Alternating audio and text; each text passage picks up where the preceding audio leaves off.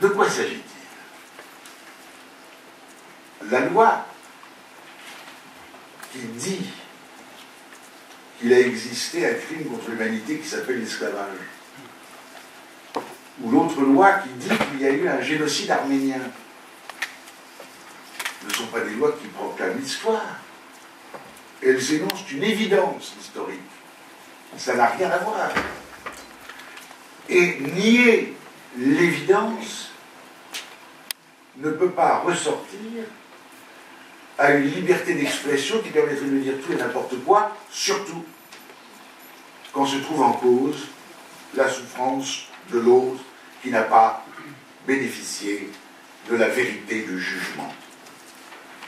Car on peut aussi imaginer que Nuremberg n'est qu'un jugement relatif, que les jugements rendus par les cours pénales internationales ou les tribunaux internationaux sont relatifs et qu'après tout, demain, on pourra défaire cette vérité judiciaire, car la vérité judiciaire ne serait pas la vérité historique. Bref, nous pouvons indéfiniment jouer avec les abstractions et nous ne résoudrons pas le problème fondamental qui est celui de la haine ou de l'aveuglement qui inspire aux négationnistes leur volonté systématique de piétiner la douleur des autres. Car il est curieux de constater que celui qui nie n'est pas l'auteur du crime. Il se défendait en disant qu'il n'a pas eu lieu.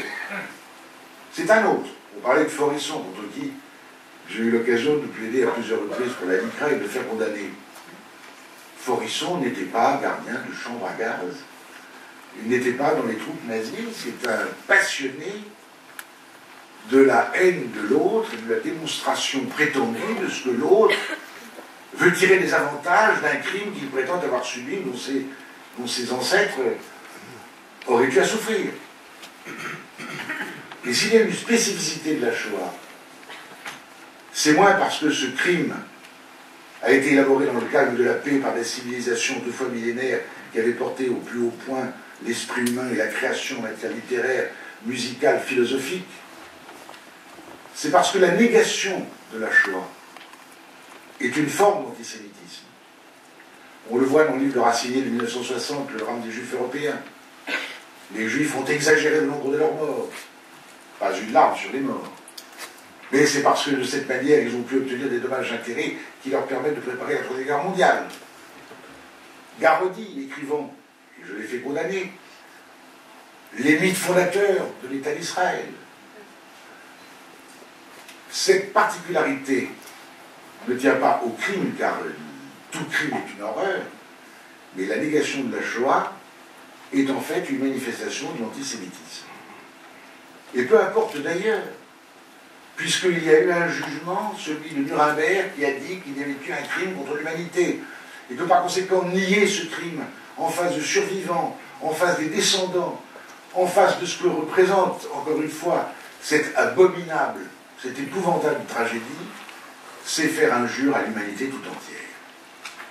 Et bien d'un côté le crime contre l'humanité, de l'autre l'injure à l'humanité, et celui qui nie l'évidence, doit en répondre dès lors que l'évidence est consacrée par une loi. Alors le Parlement n'est pas fait pour dire une loi mémorielle. C'est quoi le Parlement? C'est le peuple.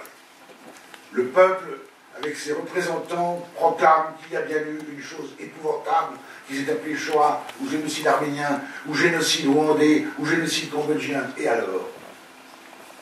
L'évidence.